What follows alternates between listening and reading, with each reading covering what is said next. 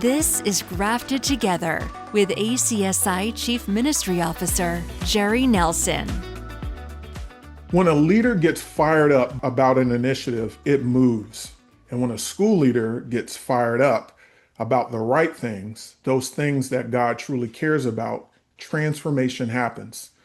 The scriptures say that my people perish for lack of knowledge, or as another translation states, where there is no vision, the people perish. And as we know, our very existence in the world undeniably shapes the way that we live, influencing how we think, our perceptions, and our interpretations of the world around us. There is a vision of the world, a viewpoint being shaped in all of us, especially in the students of those who are called to full-time Christian education. So it raises the question for all Christian educators of the type of vision we are providing the students that we serve. What type of view of the world do we desire for them to have? Is this view of the world big enough to account for the major things they will encounter along the way?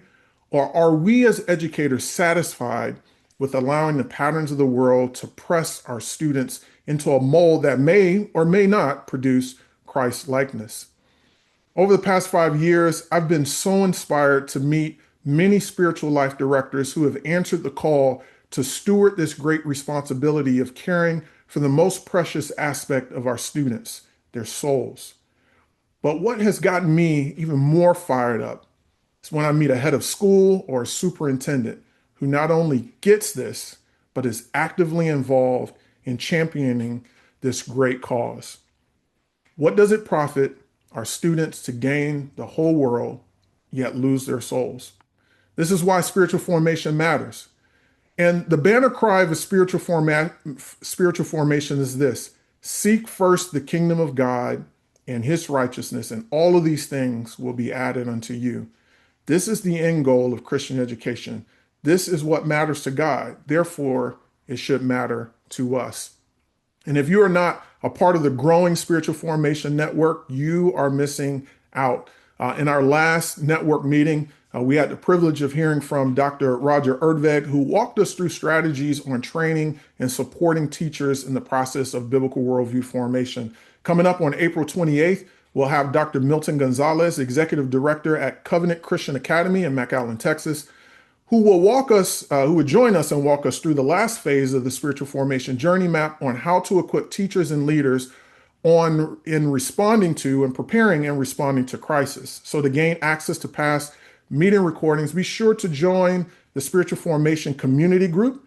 And to register for Spiritual Formation, the upcoming Spiritual Formation Network meeting, you can sign up at acsi.org/convene, and that is acsi.org/convene, and look for Spiritual Formation Network. Get registered today to connect with spiritual formation ambassadors from around the world and receive regular updates on upcoming training and networking opportunities, as well as related resources. Again, that is acsi.org/convene.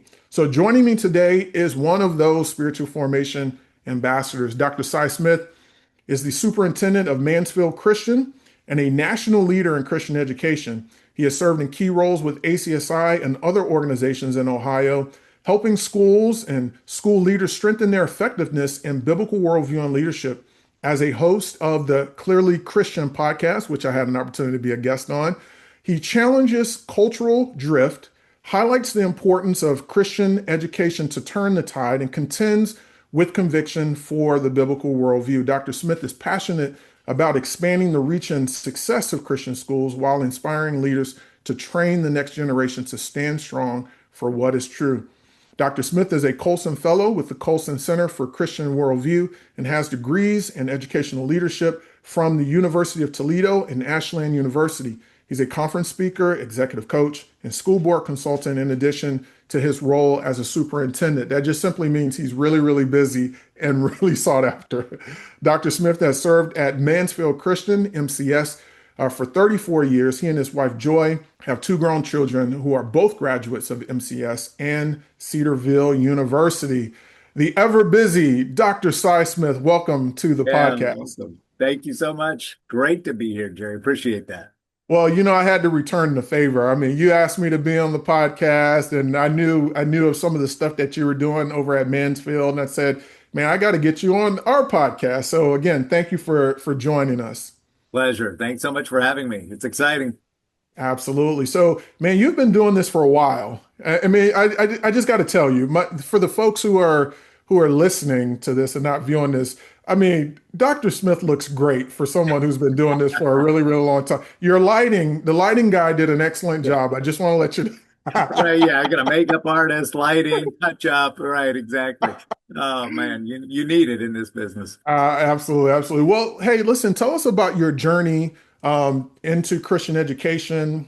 How did you come to, how did God call you? And then talk about your journey into becoming the superintendent as well. And then you're a spiritual formation ambassador. Just talk about all of that. Right. It's a privilege in that my journey, really, this is all I know. I tell people, even from the earliest stages, my parents, who did not have a Christian education background, but they really wanted their children, and there was two boys, and I was the first one. They really wanted us to have a Christian education, and we lived in Mansfield at the time.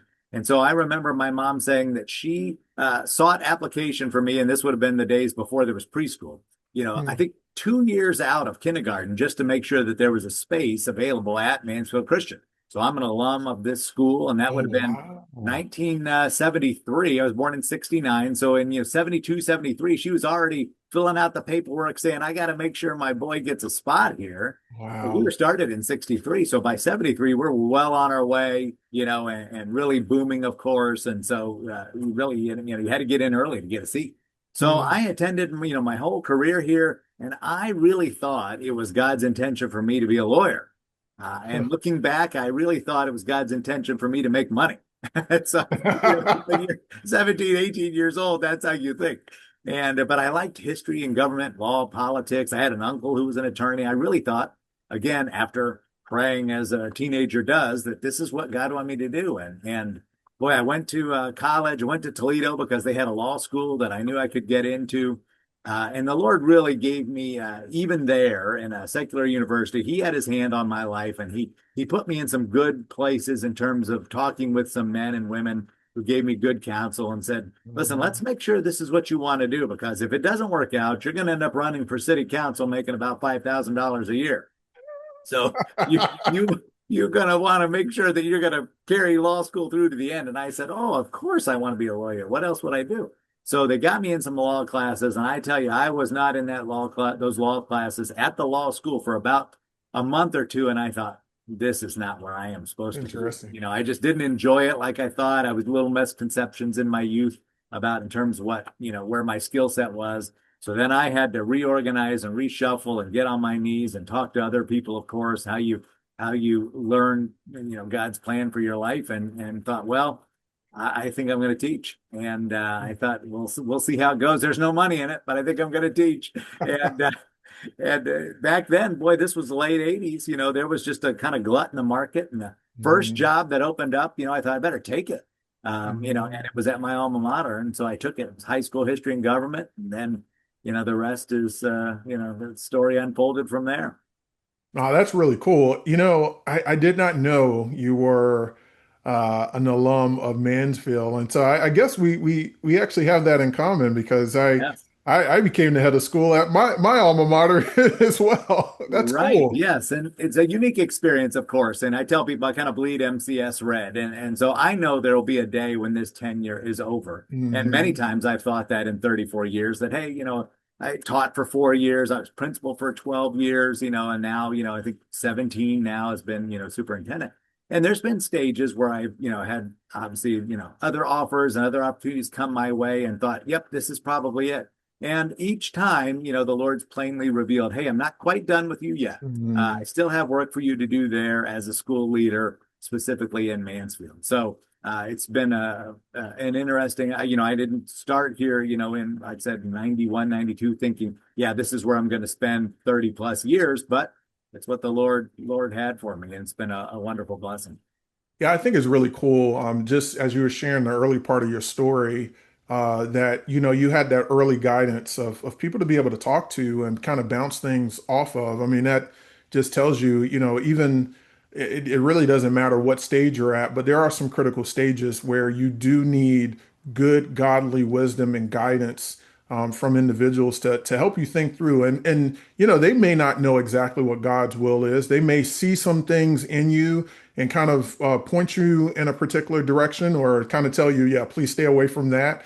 But that process of or that availability of good godly counsel is absolutely indispensable for at least helping you avoid some of those pitfalls early on. So, and that's what it sounded like. You had some really good godly Exactly. counsel early on. It's a real good example of when the home church and the school are on the same page. Yeah. Because all the adults in my life that I knew of any influence were speaking into me, that Mm, same direction, praying for me and like exactly what you said. Hey, I don't know if I know all the answers, Si, but here's what I do see in you, and here's where I think, you may want to look. So exactly when all the adults at church, home, and school are all saying the same thing, as an 18, 19, 20-year-old, you pay attention, right? And you say, well, yeah. okay, I know the Lord uses other people to reveal his will, and they're praying for me. So Yeah. I need to pursue some of these things.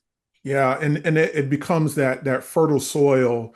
When I think about the alignment of the church, home, and school, I think about the parable of the sower. It's the seed that gets planted, in that rich soil. I guess I could say both you and I understand the wonderful growth and nurturing that takes place when you do have that level of alignment. Not everybody's able to experience it, but I think we have good evidence that there's a greater potential for a harvest. Not always guaranteed, but greater potential for a harvest. 30, 60, 100 when those aspects are aligned. So talk to us about. Oh, go ahead. You want to comment on that? No, just great point. Yeah, I like how you said that. Yeah, potential Yeah. for harvest. Yeah. Yeah, and talk to us about how you move from, being a teacher into a superintendent now. Yeah, well, I knew even early on that and, I kind of had that bent even as a young person here, as vice president and president, and I really enjoyed leadership. And I knew that was really a part of my personality. And so it didn't take me but a couple years in the classroom to realize that I probably need to be in a position of a little bit more influence in terms of just contributing to the direction of the school. And it didn't take long for, peers were even asking me questions and things like that. And administrators, I was fortunate, they were already, even as a young person, kind of saying, hey, and I was coaching, of course. And so you're demonstrating some leadership with students and, Yeah. peers started to respect your influence. And so I thought, yeah, I'll probably, and if I'm going to stay in Christian education, to be quite honest here, in the early 90s, I was thinking, you know, I'm probably embarrassed to admit what that salary was back then. But even then, I knew, boy, if I'm going to stay in Christian education, I'm going to have to, become an administrator to support my Yeah. family. Yeah. But fortunately, I had that desire and that skill set. So I was only in school for 2 years before I went back and got a master's degree right away. And then another 3, 4 years later, I started on a doctorate in '98. Mm. Not really knowing where that would lead, but yet, yeah, I was only 4 years in the classroom, and they said, "Boy, we need you to be assistant principal." Like a lot of us, your classes are well run, the kids like you. Yeah. You're doing a great job. Can you do that with the whole school? Well, all right, I'll give it a shot. And then, yeah, I just continually was the right guy in the right place, and just continued to get promoted. And the day they offered me the superintendent's position, I was also offered a position at a local university, and Mm. it was a tenure track professional Wow. professor of educational leadership, and mostly grad students. So it was easy. It wasn't like I had Ed 101 with a bunch of freshmen either. It was Uh-huh. mostly, adults who wanted to be there and they wanted to be administrators. And so I was like, wow, this is going to be a pretty cushy job. And I thought, well, I know, like I said, I already had my doctorate for a long time. And so I thought, well, this must be what the Lord has for me, and then the same day, both offers. And I thought, boy, you're not going to Wow. be the superintendent of your alma mater very often. And so the Mhm. college, that can wait. That'll come around again. So I went ahead and said yes, and now I know why. 17 years later. Wow, wow. And that's an interesting perspective. I've never thought of it that way. Like you don't get an opportunity to be the alma mater of your I mean, excuse me, be the superintendent of your alma mater every single yeah, I mean, how often does that come along? And I would imagine that there's both the positive aspects of what you experience as a student at Mansfield, but you probably recognize that there were some things that needed to change because the times were changing. I'm just curious, just what, when you stepped into that role, obviously you had some time there already as a teacher, as a coach, and so you were able to see some things. You were able to contribute, already, not having the full blown title of superintendent. But I'm just curious, for because one of the trends that I'm seeing, in fact, one of my good friends who is a spiritual life director, he's moving into a very similar position where, he's taught for a long time. He has a lot of, experience in this area, but he's moving into a greater role with greater responsibilities. What was your approach going into that position of superintendent? I'm just curious. Well, yeah, you're exactly right. And one thing that's been a blessing in terms of my big picture and approach to somebody like me and yourself, when you've been at that school is, and now it's really played out over time, is I'm able to be a bridge between the intention of the founders and Ooh, those founding principles to yeah, the cultural change now. that's good. And so I've had to be very, very relevant and make sure that I am up with the times and speaking to the culture and guarding against mission drift. Boy, that's ding, ding, ding. I mean, that's a Yeah, big thing, right? And I've been able to really connect that past with the present. And yeah, that's been unique for us. I think the Lord has blessed that because very few people, I mean, I think since I've been here, I think right now we have 150 employees. I don't think there's anybody here with more tenure than me, and I'm only 57. So yeah. that's how much turnover. The boomers have finally done the whole retired, rehired thing. So they're finally gone. And so, I think I'm it. And so if we're Yeah, going to stay, making sure that we don't experience mission drift and true to who we were when we were started in that's good. 1961. And Yeah, so we've committed to that model. We want to be a discipleship school and stay in that lane. And yeah, really, my role has almost evolved into that to say, hey, he's our guy that bridges the 60s, the 70s, and as a student in the 70s and 80s yeah, with now the 2010s and this new, 21st century. So, excuse me, that's been a huge advantage of yeah, really, having that particular background and bringing that to the leadership and saying, okay, we're hiring, right now we're hiring kids in their 20s all the time. They don't know the first thing about, the school's history, the mission, things like that. yeah, They may not even have any Christian education background. yeah, I make sure that the culture stays where we want it yeah. and I've had to be a real leader of culture. Yeah, and that's not an easy thing to do, right? It's not an easy thing to say, hey, listen, let's not the mission on which that God has established for Mansfield, right?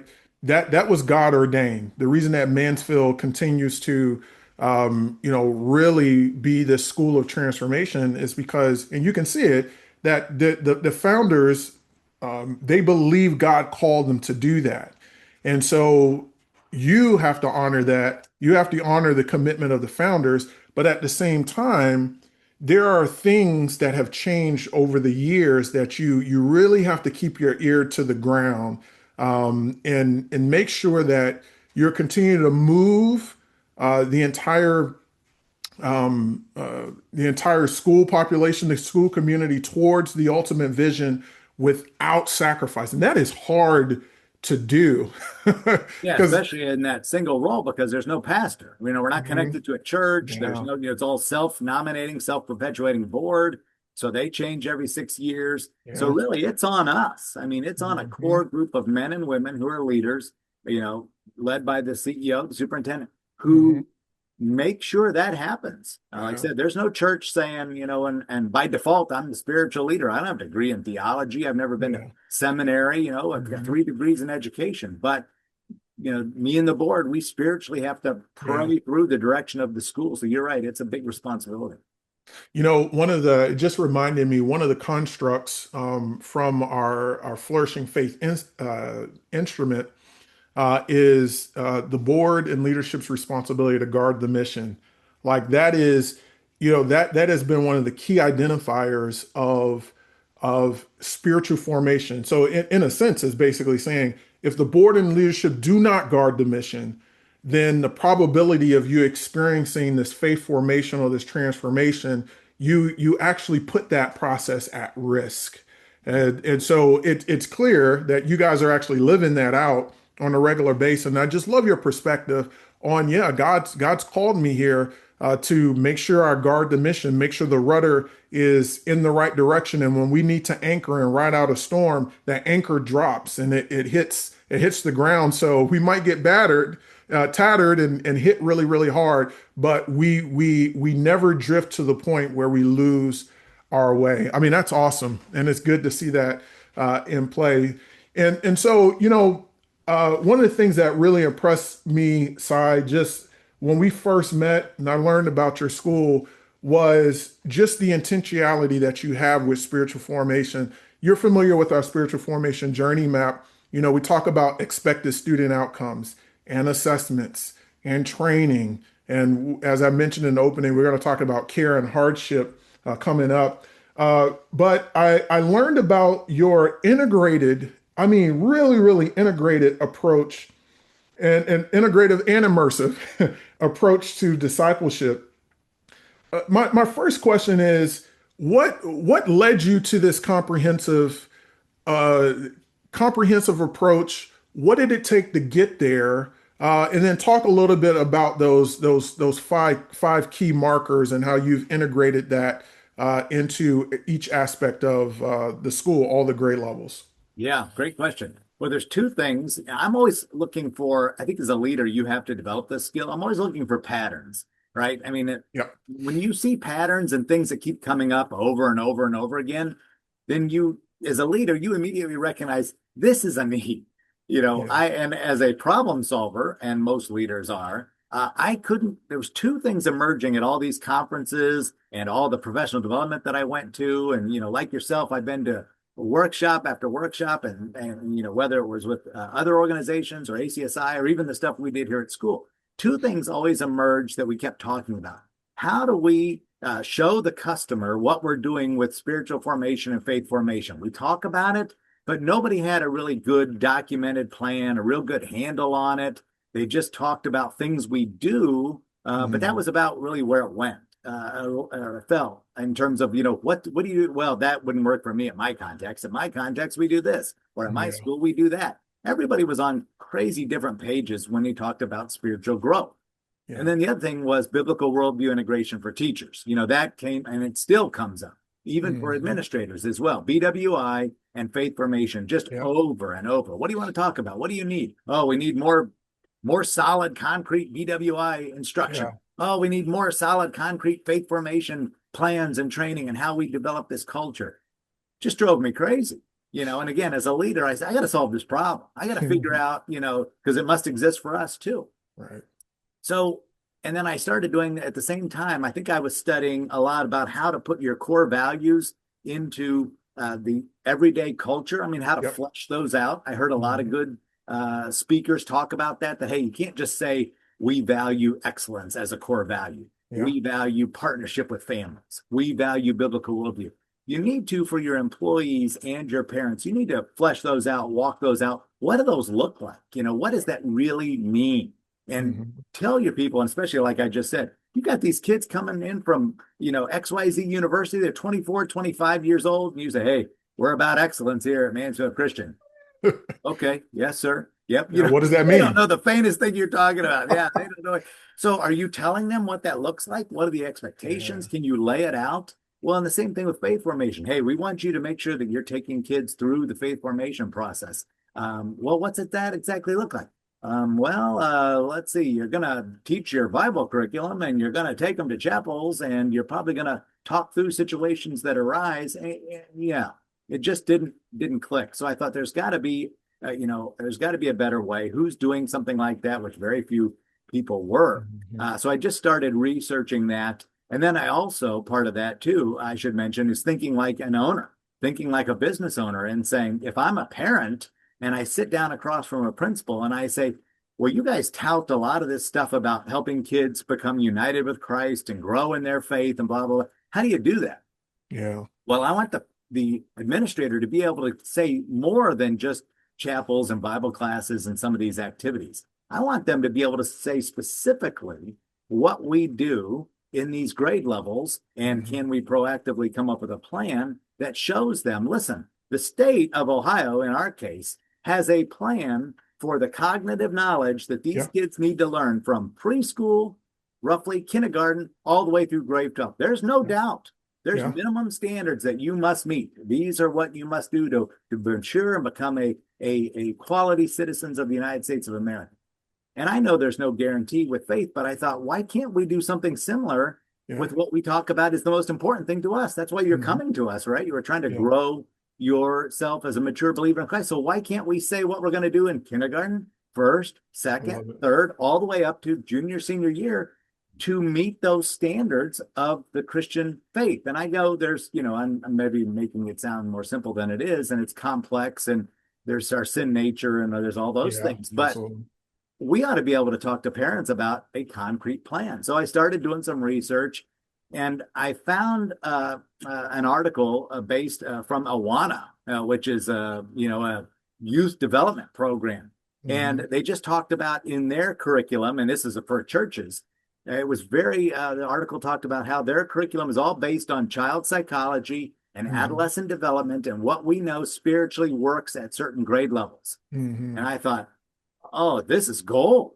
Why aren't Christian schools doing this? This is great. Because the whole article was about how they take their spiritual markers, they called them, and in a church program for Awana programs, how they try to cultivate this. Well, I was like, I think I've just nailed it here. I think this is great. Lord, thank you for providing this.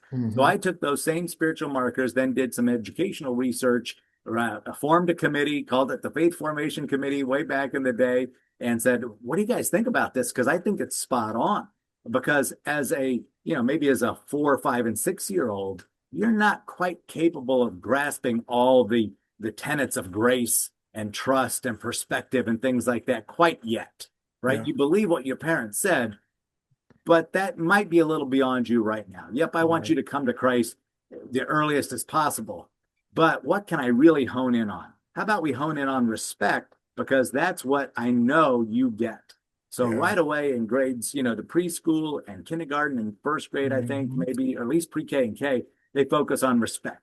Respect for God's word. There is a God. Respect for God.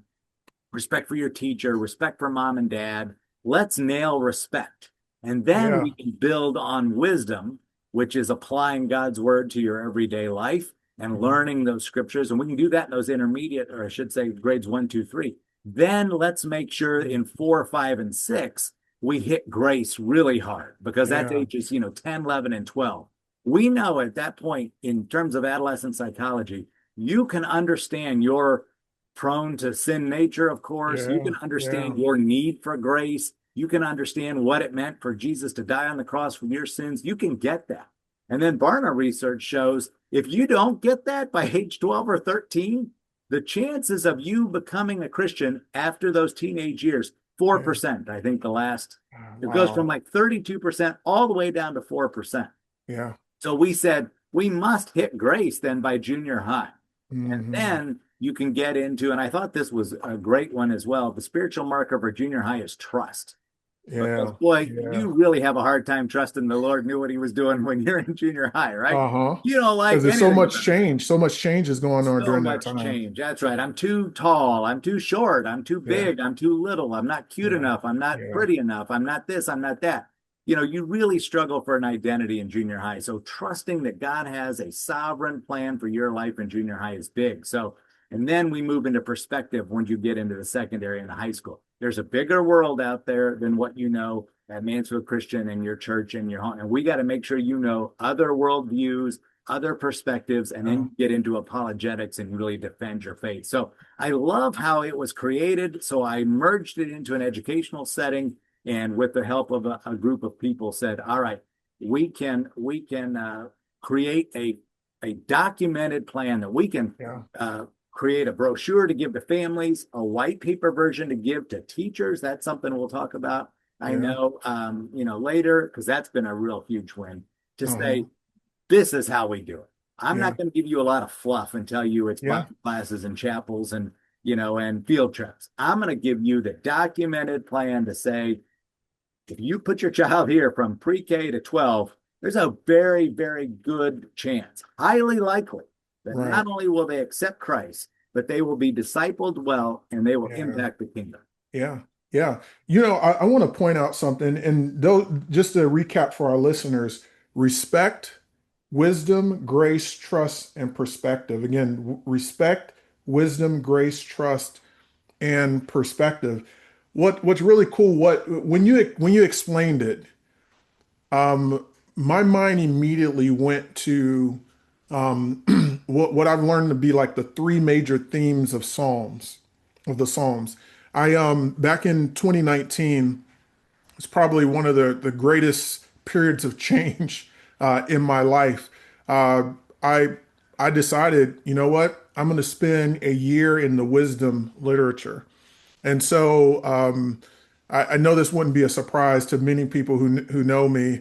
I went through and I categorized every verse in Psalms, and I put them all into a category. So I spent an entire year doing this. I did the same thing in Proverbs. It's one of the most enriching experiences just in reading scripture and enlightening. And what I found is that there were actually three themes that kept popping up, like three dominant themes. Number one was fear of God. Like that was the dominant theme. Like if you read through the Psalms, that will keep coming up. So fear of God was one, and I connect that to respect, like authority, right? So that's one. Then obedience to God, which again connected to respect, right? Fear of God is the beginning of what? Wisdom. And when you know what God expects of you, it enables the obedience process, right? And then the other theme was trust in God.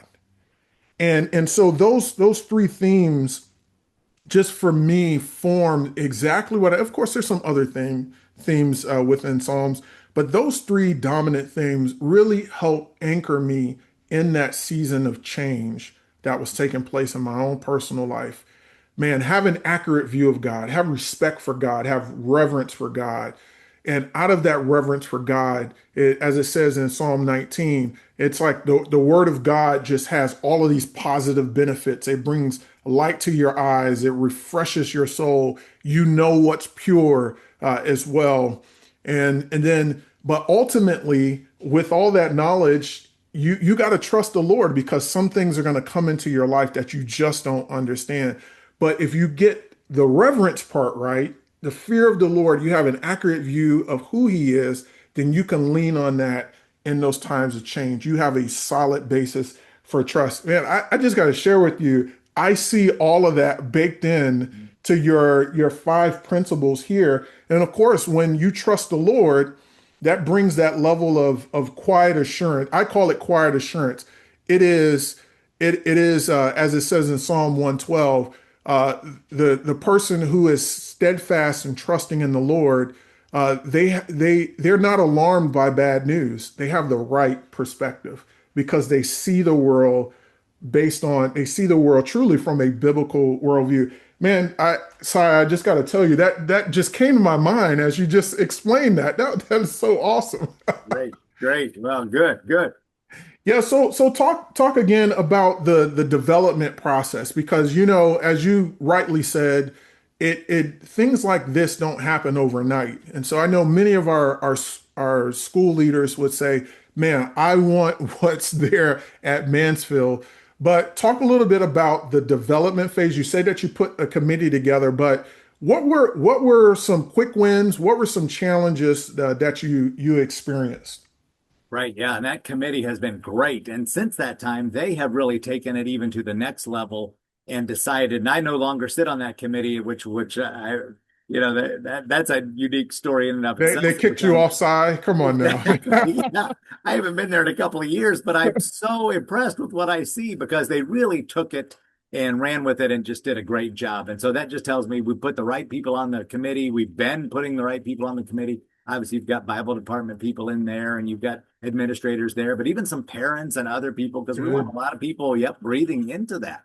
Because all of these, subcommittees of the board, should have a pretty broad, and we even ask students for their help as well. They don't always sit on the committee, but we do ask for their input and things like that. So what I love that came out of that too was they really said, okay, not only do we just have to identify and explain these markers, we have to say, what is it, explain what it is that we're looking here for respect, wisdom, and blah, blah, and then say, how are we going to teach that? In terms of there's activities, but what else is it we're going to do in the third grade or the seventh grade or something like that to really flesh this out? So again, I can tell the customer or I can tell that new teacher, here's what you're going to do. Here's all the activities. And then I love that there's a curricular piece too, which really helps the teachers to say, in your curriculum now, in the fourth grade or the sixth grade or the ninth grade, here's the curricular connection with perspective. And, talk about, really incredible for a ninth grade Algebra 1 teacher to be handed a document that says, your spiritual marker is perspective. And here's the curricular links at Mansfield Christian School for you to help teach perspective in math. You know how many people have that? None. So for you to walk into a profession, especially if you went to a secular university, for you to walk into a profession and they say, we expect you to do discipleship and faith formation with the kids. And here's the plan. Here's how to do it. Here are the activities we've already identified. Now you create it. It's very fluid, but here's the curricular links that are built into the curriculum that we've approved, blah, blah, blah. We've done a lot of that thinking for you. So you don't have to pray through it. Because you're 25 years old. You probably don't have a world of experience here thinking through how to do math from a biblical worldview. So I love that those things have already been fleshed out and documented. And then the second thing this committee has done since I've left, which I love this, which I didn't even know until not too long ago, but they then decided to come up with a whole strategic plan. And this is something you and I haven't even talked about yet, where they said, okay, it's even bigger than this student discipleship plan. Let's come up with a faith formation plan that includes discipleship, yes, as the anchor pillar, but two other pillars, biblical literacy and then also biblical worldview, to make sure that we're tackling all three of those pillars, discipleship, literacy, and worldview. Those three pillars together then will ensure that we're hitting those ESOs, because we can hit them in just discipleship. But we can hit those ESOs better when we also tie in some work on biblical literacy. And then, of course, making sure that by the time they graduate, which is what those ESOs are designed to do, expected outcomes, making sure that they do indeed have a biblical worldview by the time they graduate. So we've really morphed this whole student discipleship plan into a bigger strategic plan to hit those three pillars. I love how that's really unfolded over time. How has that impacted parents' perspective or just their interaction with you in the school? And also tie into, what do you do at the very beginning when a parent seeks enrollment at Mansfield? Right, exactly. So it's a discipleship school. And then when those parents come in, it's an extensive admission process, because we do know that, yes, we are looking for Christian kids from Christian families as a discipleship school. And at least one parent needs to know the Lord, which is very common at discipleship schools, covenant schools, some call them. But the expectations are very, realistic according to the age appropriate nature, right? They're much higher the older the child. If you're seeking admissions in the high school, well, then we expect that you can not only write out your testimony, you can explain it as well. And same thing for the parents. And then, of course, the expectations are different. If this is a brand new Christian family and they've just, mom and dad are recent Christians, just came to Christ and they know they want Christian education, they don't have the first understanding about how to get this, but boy, they love the Lord. Well, they're going to have a little tiny testimony and they're really praying through how to lead this child to Christ. But the child's 5 years old. I don't expect this child to say, here's my conversion experience, Dr. Smith, right? So the child's 5 years old. Come on. And so a lot of those kids, let's be realistic at the age level they're coming in. But we do really be intentional to say, okay, you may not know the Lord at 4, 5, 6 years old, but we're going to really make sure that salvation then is a key component of that student discipleship plan and those early ages. I think, getting back to part one of your question, parents have been very impressed. I think they like the clarity on it.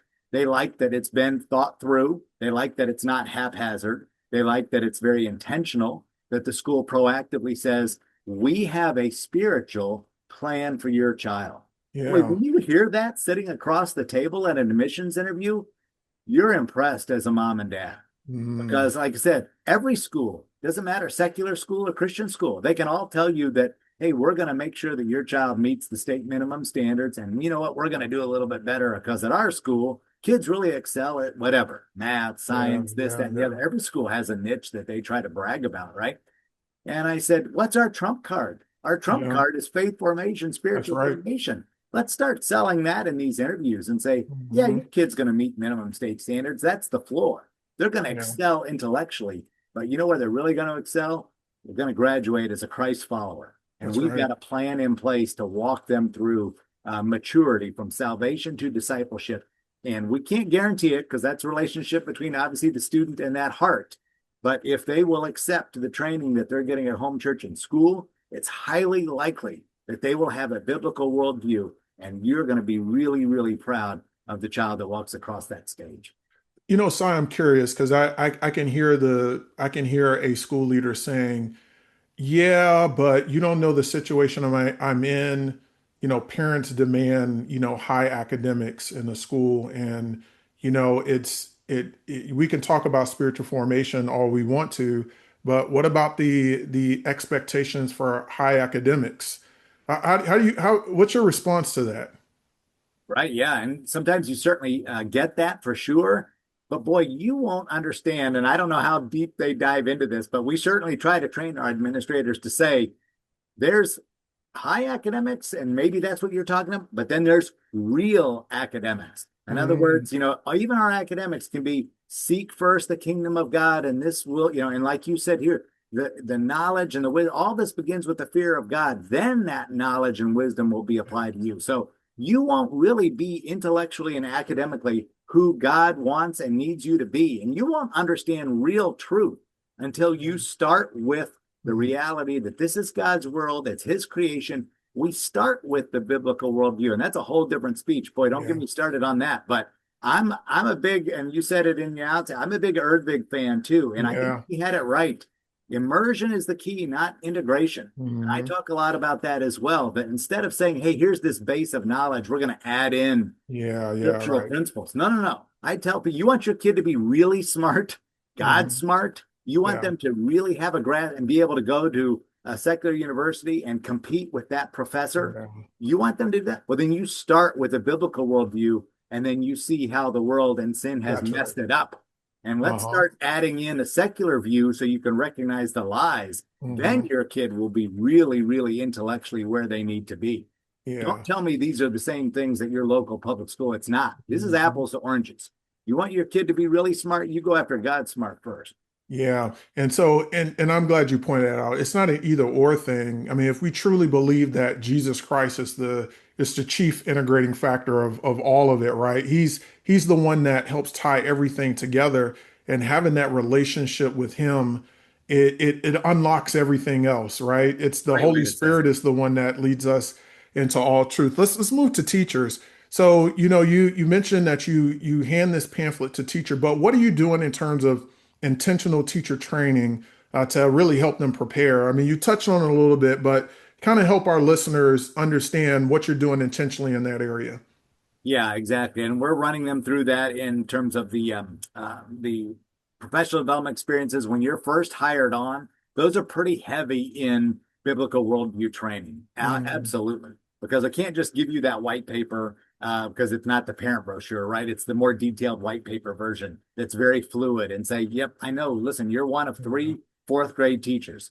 And here's your responsibility. You don't teach Bible. Doesn't matter. You're still Mhm. responsible for the spiritual formation of our fourth That's graders. good. And That's here's your good. spiritual marker. Here's how the curriculum ties in. So you're Hmm. absolutely, we've got to give them a lot of PD in that area. That's good. A lot of making sure that they watch veteran teachers, that they visit other schools, and that they get the right books to read, and that they follow through on some of those things. we've done a lot more in the last several years with the Colson program because they do such a good job with this. And I think Hmm. ACSI is recognizing that as Hmm. well. And as a Colson Fellow, I'll go ahead and put that plug out there for them because I think they do a good job of really walking us adults through what does it mean to have a biblical worldview. And so, man, I wish I would have had even more of that training in my 20s so that I could have connected my curriculum with that.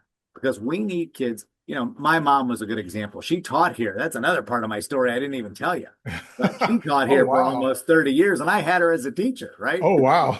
But she was a lifelong believer as well. And so by the time, the most of her career here, that's how she saw the world. So she taught Yeah. history at seventh, eighth, and ninth grade. Can you imagine all those years of junior high? Oh boy, Yeah, what a you blessing. had no choice there, Si. I just Exactly realized right. God's plan was already outlined for you. Yeah, yeah, it makes you wonder how I didn't recognize it early on, doesn't it? Yeah. Like I said, there was no money in it. That was a problem. Yeah, he bonked me over the head before he said, Your "Worry about it." rewards in heaven. Your That's right. I'll take care of that stuff. I had a very shallow perspective, but she saw the world that way. Everything that happened, she just exuded biblical worldview. She didn't know any other Mm, way. So she was a yeah, wonderful biblical worldview instructor because that's the lens. Well, when you're 24, 25, you need to nestle up close to people like that because you don't yeah, have that lens yet. You're working on it, that's but you good. haven't wrestled through some of those things mentally, emotionally, physically, philosophically. You don't have enough life experiences behind you either. So we got to really make sure that those people spend a lot of time together.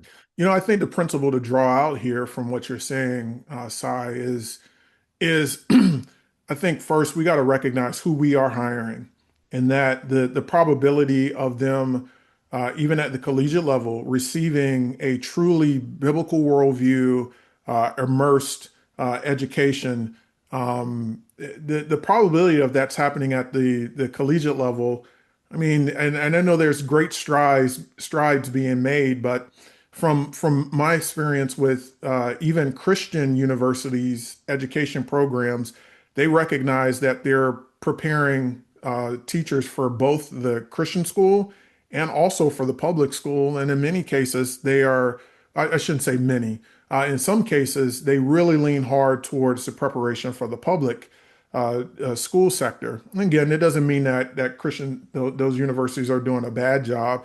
It just means I think that if I talk to most Christian school administrators, they're just like, man, who we're hiring, man. I mean, it's we got a lot of gaps to fill in that area. And so I think the principle is to really understand who you're hiring, and to that there's the responsibility of the leadership to do a lot of that early heavy lifting to give those leaders a frame, those teachers, especially those incoming teachers, a framework to work with. And also in several parts of the country, many folks who are semi-retiring out of the public school sector, they're coming into private schools, and so they're bringing their own type of baggage, but that doesn't necessarily mean that they really understand what it means to teach from a biblical worldview. So that training and that robust training becomes really, really paramount from the beginning, it seems. Yeah. Absolutely. Yep. Yep. You're right. And that's a new dynamic. You hit it on the head that we've even had to start working through is this idea of the, retire, rehire folk almost, that the public school where a lot of these guys started at 22 and by 52, they're not ready to be done. Yeah. But, they say, hey, I've done 30 years. I can go ahead and get my state teacher retirement. And Right. now I'd love to do another 10 years in Christian school. Hmm. And because Christian schools are flourishing all over the country, the Yeah. pay is so much better. So they're Yeah. not, Hmm. taking this big dip like they used to. And no, now we're Hmm. starting to hire some of these people. They're selling to us, hey, listen, if you can get within 10, 15,000 of my salary, I'll jump over and take that job. And Yeah. this person's been a believer forever. And they're Yeah. wonderful teachers, especially in the high school. You get this a lot in Hmm. the Oh, secondary yeah. subjects. And you go, wow, okay, I'll take that person. But they've never taught from a biblical worldview. And now Yeah. they're going, oh man, this is Uh-huh. eye-opening. How do you do this again? And they're like, kids in a candy shop almost, and they really Uh-huh. want trained and say, wow, you mean this is bigger than just praying to start class? Yeah, this is so much bigger. As a Yeah. matter of fact, Mrs. So and so, there's a biblical concept that is priority number one here. in your upper level calculus Yeah. class Yeah. that they have never discussed with kids in 30 years. And Mansfield Christian comes along and says, you know what the biblical priority, the biblical concept that they have to have in calculus is, and then we lay it out there for them. And this is how you're going to get there. Man, they think they've died and gone to heaven. Well, you know what I love about these, again, respect, wisdom, grace, trust, perspective. It's simple. It's not complex. You know what the responsibility is for the grade level. It brings a level of synergy, to all the staff who are teaching those students. It provides an opportunity. It seems for those I would say those discipleship moments that happen between the classes, or when there's a discipline issue, you're able to bring that in. And it's very simple. And I just want to let you know, Si, I've already memorized them. I know what each grade level is. And I mean, that's really cool. But, there's a lot of leaders, I'm sure, that are listening and saying, man, again, Si, awesome. I want to be where you are. But where do I start in this journey? I'm not, I want that, but where do I start in this process? What are some practical first steps for folks to be on this journey towards having this really robust and immersive plan of faith formation? Yeah, great question. Philosophically, I would say, and then I'll get to the practical. What motivated me certainly, and I think motivates all, thinking like an owner, saying, okay, I have to be effective, right? I want my school I cannot tell people this is what I do without a plan in place to get there and measure it and have some sort of, something concrete, right? To say, I have to put some meat on this bone, right? I have to own this. I'm the CEO. And so I have to flesh this out. Like I said in the opening, I can't just say we have these core values and I have no way to prove that to people. So you need to think like an owner in that way, right? A business owner would not tout their customer service or blah, blah, blah without making sure they can deliver on those, That's right. those promises, right? They don't have a logo or a slogan and say, hey, we're the best. You're going to be satisfied, blah, blah, blah, right? They've got to have some data behind them to say and prove that.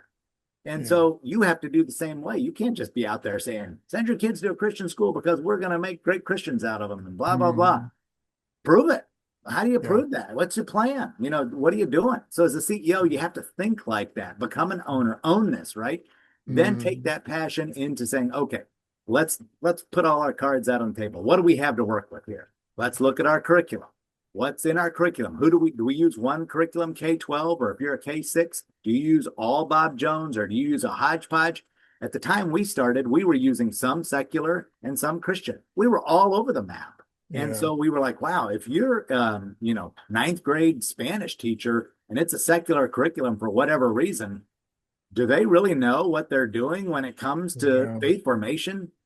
Or is that just all on them to work it out? We gotta figure this out because we have some gaps in our plan here. So you definitely look at that curriculum and try to figure out, what makes sense for you as you move through the grade levels. But then also looking at those ESOs, like I said, that's important. It matters to ACSI. It matters to all of us saying, if this is where, Stephen Covey, begin with the end in mind, right? Yes. This is where you want them to be. Well, then back that up. How do you expect them to get there?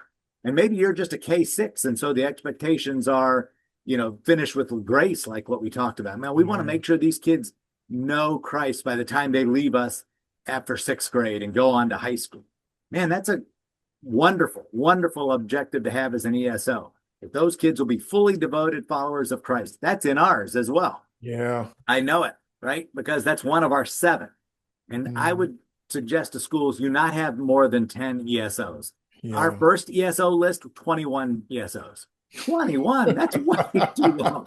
So we cut that down, by 2/3, got it down to 7 and said we could boil that down to 7 really things that we can get our minds around. And then start beginning with the end, start walking that back. How are we going to get there? How's our curriculum going to take us there? How are our activities going to take us there? How are our, the other things we do in our school chapels, the different experiences, our teachers, how are all those things going to get us to where we need to be? So, again, think like a leader, like you would tackle any other project. Yeah. And maybe that's where I'm trying to go. And I Yeah. just, Yeah. I'm thinking out loud here with you. But, and maybe we get it, you and I think like this. You don't get a doctorate by just checking off these boxes, right? Eventually, Yeah. you got to write the dissertation. Got it You right. have to Yep. come up with this big project out of the blue and then say, okay, how am I going to write all the chapters needed to write this dissertation, gather all the quantitative, qualitative research? How am I going to tackle this thing? Yeah. Same thing with faith formation. I took that same mindset into it and said, okay, I got to bring this in from the big ethereal, this would be a great strategy. And it just sounds like a lot of great words to something that is really, really, I got to write the dissertation here, man. Yeah. I got to put some legs to this thing. What's the lit review, right? What's chapter Hmm. 2? What's the lit Yeah. review? What's the anecdotal evidence? What's the Yeah. qualitative, quantitative evidence that we can really put on paper and Yeah. flesh this thing out? So, and if you don't want to do that as a leader, that's fine. Gather some people around you Yeah. who will and who have that passion. I thought as a CEO, it's non-negotiable. I'm going to have to Hmm. drive this thing. My passion's going to have to make it happen. Yeah. And people have to know from the head of school that this is important. Yeah. And for us to be successful and for us to be the school that we need to be, this is like I said, this is a non-negotiable, to borrow ACSI language. Well, I can tell you've been reading your Inspire protocol. So Yeah, great, great, I've great served job. on enough accreditation teams over the years, and I'm on the accreditation commission. So I see. Absolutely. We really appreciate your service. Well, sorry, man. This has been really enriching, and I think some takeaways that at least I hear is, you want to be clear about your expectations, right? Absolutely clear. There's some foundational work that leadership has to do because they are responsible for guarding the mission of the institution, making sure that as the leader of an organization or the CEO or the superintendent, you present what those expected outcomes are. You present a plan to them, and you do everything that you can to back that up. And so there's some fleshing out that needs to be done in every aspect of the school. You do that with the students, making those points clear. You do that with the teachers, with biblical worldview training at the beginning. And of course, as a leader, your responsibility is to continue to champion. And one thing that I hear that's really, really cool, and I really think it's a sign of great leadership, is you can now walk away from it and know that it's continued to grow on its own. And I believe that's when you know something's really bearing fruit. So I can just say, listen, as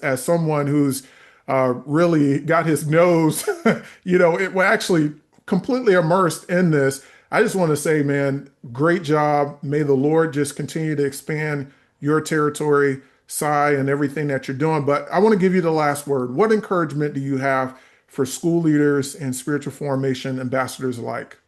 Thank you. Appreciate those encouraging words. And even after 34 years, I still need them, right? Like most leaders, we still need words of affirmation. So I appreciate that. It's always good to hear. And again, it's just a pleasure to talk about these things. I really believe, and maybe it's just my tenure and maybe it's my life stage. I don't know. I'm way more reflective now, I like to say still mid 50s. Is 57 still in mid 50s? I'm going to say that. Yeah, yeah, it's close enough. All right, but listen, I'm telling you, spiritual formation, you're putting energy and effort into this. It's the greatest chance you have to impact the culture. I mean, Mhm. yes, it's going to be great to have your kids go to prestigious schools and to be, the smartest kids on the block and to have, athletic trophies in the showcase. We got all those things too.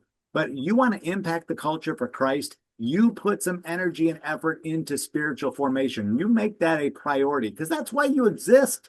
If you Yeah, don't have that as your number one priority in terms of who you are as a school, then I think you're really missing out on a tremendous blessing and a tremendous calling. yeah, Listen, we have to impact the culture for Christ. I'd say this on my podcast. We need more Christians out there, right? yeah, We yeah, want to increase the number of people who live with a biblical worldview. Well, how are you going to get a biblical worldview? Just going to fall out of the sky? No, you're going to have training, yeah, right, from a well-designed program and teachers who know what they're doing. You're going to need good training, and if you put your child in a Christian school, you should have experienced a great plan that gives you a biblical worldview that you can take on to a college and hopefully a Christian college, which will further that training even more. But I'm also a big proponent, and I speak about this in other settings, that really this idea of moving Christianity back into the public square. I love that idea. I love that idea because we know Christianity, like a lot of religions, has been relegated to the private sphere of life. We bought that whole divide, secular, sacred divide. We bought that lie. Religion and Christianity is largely considered irrelevant to your public life. And it absolutely should not be that way. Spiritual formation, biblical, that's our ticket out. That will move Christianity back into the public square because kids won't be able to separate it from their public life. When you have a biblical worldview and you have been spiritually formed to think like God thinks, you act like God acts, you have those same desires, it's become, like Daniel. I use that in a speech too. You're like Daniel. You don't see life any other way. I can't relegate this to the private sphere. So think of the impact you can have just by prioritizing spiritual impact. You can move the needle. So that's my encouragement. Your greatest influence, spiritual leaders or leaders, is going to be here. And so you want to transform the world, then really make sure you're doing spiritual formation well, because you get that mind and heart aligned, which is, again, point. That's another whole show. You get those two things aligned, you're going to move the culture, and you're going to get us back to where we need to be as a culture, get Christianity back into the public square. Well, Si, the only thing that's left is for the organ to play, for us to have a offertory and collect the offering. I have taken you too many different directions. My apologies. Oh no, you do not have to apologize. This is good. Listen, man, our world needs a good sermon from time to time from someone who's passionate and who's living it. Too many opinions. That's probably more like. Dr. Si Smith, thank you so much. The podcast, you guys definitely want to check it out. It's Clearly Christian. And Dr. Si Smith and Mansfield Spiritual Formation Plan is available on their website. So check out mcsflames.org, student life, and then student discipleship. So we'll make sure we have a description of that. We'll have the link to the description in the podcast. All right, Dr. Smith, thank you so much for your time. Thank you for your passion. Thank you for your commitment to Christian education and biblical worldview formation. Thank you, Jerry. It's been a pleasure. You will be back. Oh, awesome. Great. I'll look forward to that. Grafted Together is a presentation of the Association of Christian Schools International. Learn more about biblical worldview and spiritual formation at acsi.org/graftedtogether.